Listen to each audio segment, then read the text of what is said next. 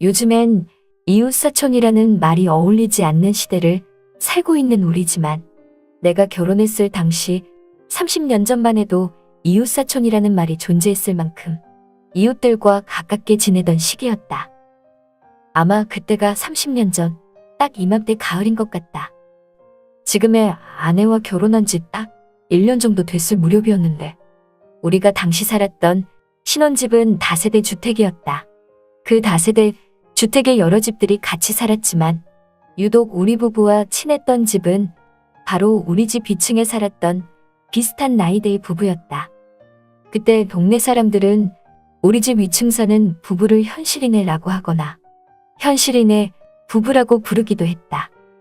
나 역시도 현실이네 바깥 양반과 참 가깝게 지낼 정도로 가끔 동네 슈퍼 평상에 앉아서 맥주와 소주를 나눠 마시곤 했었다.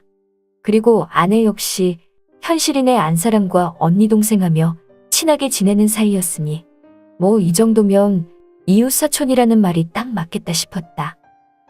그렇게 친하게 지냈던 두 가족은 가을을 맞이하여 당시 단풍 구경을 떠나기로 했는데 우리가 선택한 곳은 바로 단풍이 절정이었던 설악산이었다.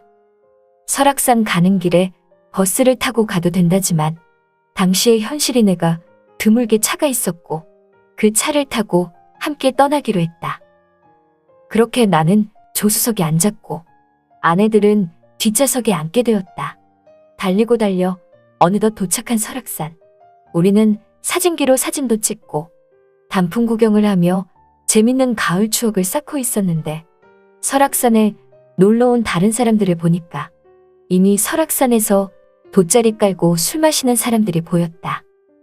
우리도 당장 싸온 음식을 꺼내어 술과 함께 먹는데 정말 이건 산속에서 이렇게 마시고 노니 신선 노름이라 다름없는 기분이었다. 어느새 설악산에서 단풍 구경을 하며 시간을 보낸 지도 3시간이나 훌쩍 지나갔고 가을의 날씨라 그런지 해가 금세 저물어가기 시작했다. 우리는 근처에 있는 온천으로 숙박업소를 정했고 방 2개를 빌려서 부부끼리 한 방씩 쓰기로 했다. 그렇게 이제 씻고 자려고 하는데 누군가 우리 부부가 묵고 있는 방에 노크를 하는 것이다. 보니까 현실이네 부부였다. 한 손엔 술과 마른 오징어를 갖고 와서는 이렇게 자면 여기까지 온 게 너무나 아쉽지 않겠냐며 오늘이 마지막 밤인데 한잔 하자고 말한다. 그래서 우리 방에서 다시 술판이 벌어졌고 다시 또 우리 넷은 둘러앉아 술을 마시기 시작했다. 한 잔, 2잔, 3잔, 4잔 그렇게 따라주는 술을 마시고 소주에 맥주에 짬뽕을 하니 금세 취하기 시작했다. 그러다가 우리 넷은 그 자리에서 잔 것 같은데 난 거기서 필름이 끊긴 것 같았다. 술에 취해 한참을 자고 있는데 내 옆에 아내가 누워서 자고 있는 것 같았다. 난 눈을 뜰 기력도 없어서 아내를 그냥 끌어안고 잤다. 그런데 술은 취했어도 내 아내라서 그런지 어찌나 아내가 향기도 좋고 푸근하던지 난 좀 더 아내를 내 쪽으로 더 바짝 끌어안고 잤다. 그랬더니 아내도 싫지 않다는 듯 아내 역시 나를 꼭 끌어안고 자는 것이다. 그렇게 이불 없이 아내와 함께 끌어안고 한참을 잔 것 같았다. 솔직히 현실이네 부부는 술 마시다가 도중에 갔다 싶었다. 그렇게 자고 일어났는데 뭔가 기운이 이상하다.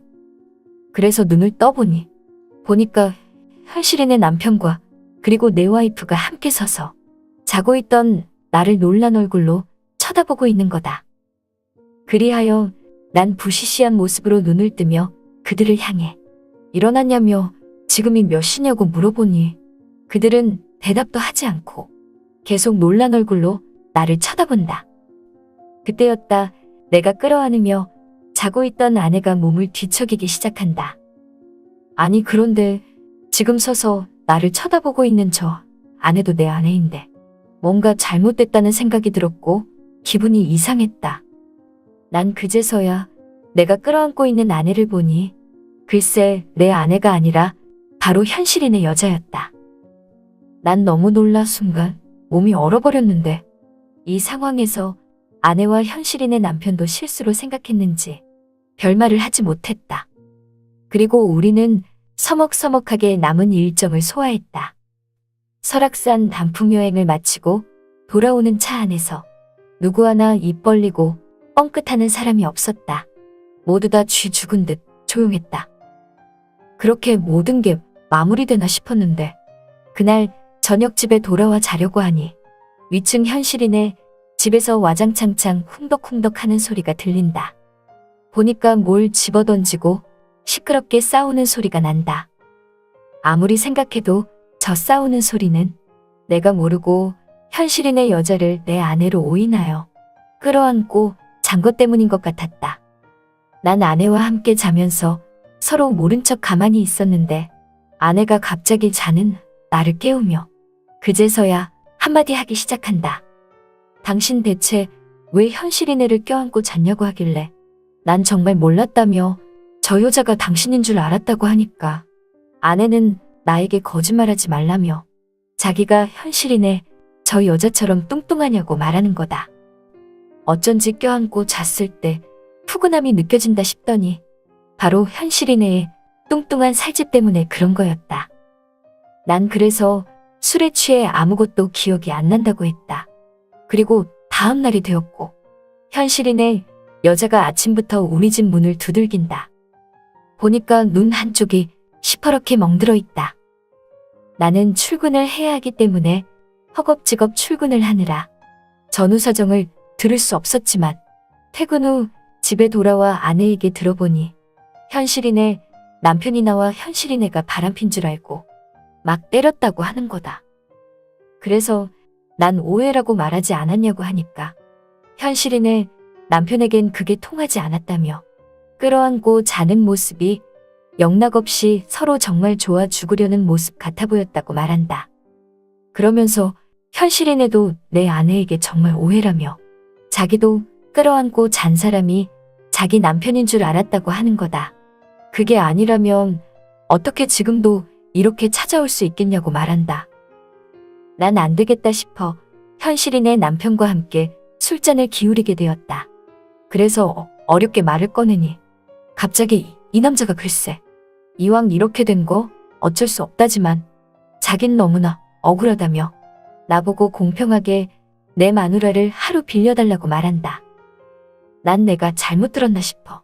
그게 무슨 말이냐고 하니까 그래야 서로 공평한 거 아니냐며 자기는 자기 마누라를 외간 남자에게 하루 맡기듯 끌어안게 했는데 그럼 자기도 공평하게 해줘야 되는 거 아니냐는 얼토당토하는 말을 하길래 처음에는 술김에 저러나 싶었다. 그런데 알고 보니 저 남자 점점 진심처럼 말하는 거다. 난 더 이상 대답할 가치도 안 느껴져서 그냥 그 자리를 박차고 나오려고 하는데 계속 현실인의 남자는 나에게 그럼 자기는 뭐가 되냐며 자기도 공평하게 해달라고 떼를 쓰기 시작한다. 난 다시 그 사람에게 그거 정말 진심이냐고 말하니 진심이라고 말하기에 욕을 한 바가지 퍼부으며 그 자리에서 나왔다. 내가 자기 마누라를 내 마누라로 오인하여 껴안고 잔 건 분명 잘못한 거지만 그렇다고 무슨 큰일이 일어난 것도 아니고 그냥 서로 부둥켜 안고 잠만 잤던 것뿐인데 이거 가지고 내 마누라를 빌려달라니 이게 대체 무슨 말인지 말도 안 되는 소리하고 있다 여겨졌다. 한때 이웃사촌이었고 함께 설악산도 같이 갈 정도로 친했던 현실인애였지만 그 일로 하여금 그렇게 서먹서먹한 사이가 된 우리들은 점점 더 멀어져만 갔다. 그리고 우리는 얼마 뒤 이사를 갔는데 현실인애를 우연히 시장에서 마주치게 되었다. 한때 이웃사촌이었던 그들이었지만 나는 모른 척 지나갔고 아내는 현실인애와 잠시 눈인사 정도만 하고 지나갔다. 아직도 가을이 되면 그때 설악산에서의 일화가 잠시 떠오른다. 근데 이제 와서 솔직히 말하자면 솔직히 그때 술 마시고 나서 끌어안고 잤던 여자가 내 마누라가 아닐 수도 있다는 생각이 들었던 건 사실이다. 하지만 너무나 포근하고 좋은 나머지 난 그 자세를 풀기 싫었고 급기야 계속 끌어안고 잤는데 그 사단이 난 거다. 그러한들 공평성을 위해서 내 아내를 빌려주다니 이게 말이 되는지요. 당연히 말이 안 되는 소리다.